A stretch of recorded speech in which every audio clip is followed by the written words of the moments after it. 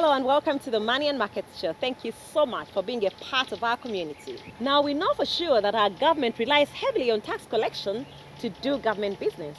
But we also know that tax collection means different things to different people. Indeed, that's why today we're picking the minds of several Ugandans, business people, politicians, civil society, to find out what the next year financial budget means to them, given where they are seated today.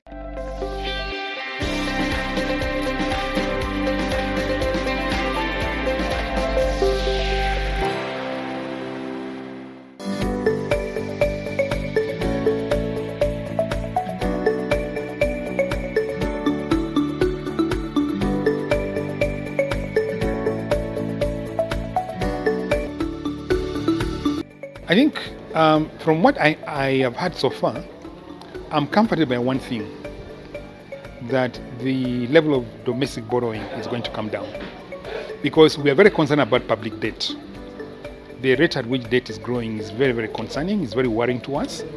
And whereas debt is not bad, particularly if it is used to expand the economy, and the expansion of the economy generates higher tax revenues, generates higher exports.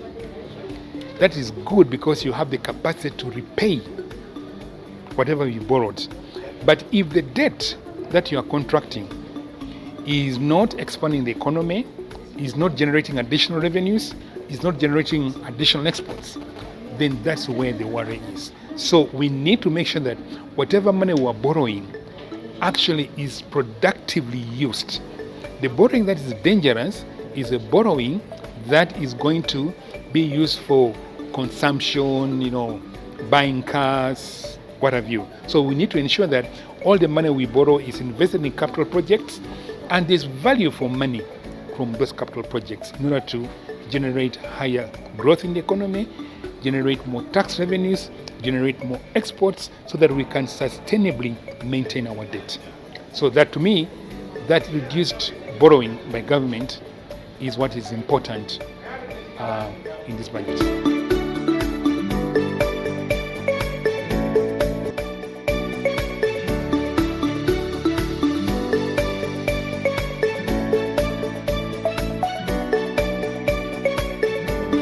Currently, the budget doesn't address the challenges which we face, because even currently, because of this unpredictable inflation, we thought that there will be reduction of taxes, but the government maintained the taxes. And our recommendation was that, can we make sure that we reduce the tax, or we effect the tax cuts on fuel? But you can clearly know that the stand of the government has refused to consider such recommendation. And then secondly, we thought that, can we make it a priority to make sure that the government recapitalizes the railway transport? But you see that even it's not catered for. What is allocated for the railway is very little. Even agriculture is still lacking. We thought that we could build the capacity of local production through agriculture, but it's still lacking. So I think the budget, to a certain extent, it has some shortcomings, but we are going to closely monitor, and later we shall evaluate.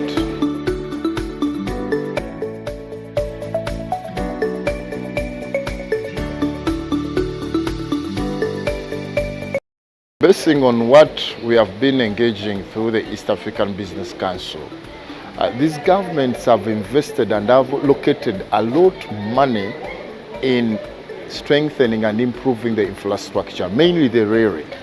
Because you find that what Tanzania has invested, in that even up to Mwanza, now you can use the standard railway gauge. And for us, the traders are going to start using the central corridor. You find that even our cargo, you can be getting it from Jinja or Port Bell. So they are easing, because they are trying to invest to see how can the budget facilitate trade and development. And even these countries, they have been so tough on trying to fight corruption, mainly Tanzania. So we think that if the government can take it a priority, our concern, we as the traders, is to make sure that they can facilitate us to carry out trade at ease. Mainly our concern is the operation costs are so high now in Uganda, but to find, okay, they have maintained, but they haven't counted the expenses. So we are going to still to struggle to survive. And now this is a recovery period, nothing we can do. But even during the budgeting process, we shall continue engaging the government to make sure that our views and recommendations next time are considered.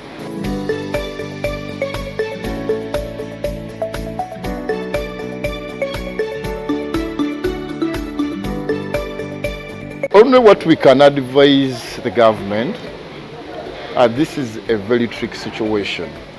If the budget can make targets, but they don't consider on reducing on government expenditure, why can't the government reduce on its expenditure?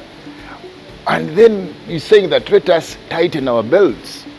But as the government tighten their belts effectively, there is saying that also we are trying, but let it be more practical.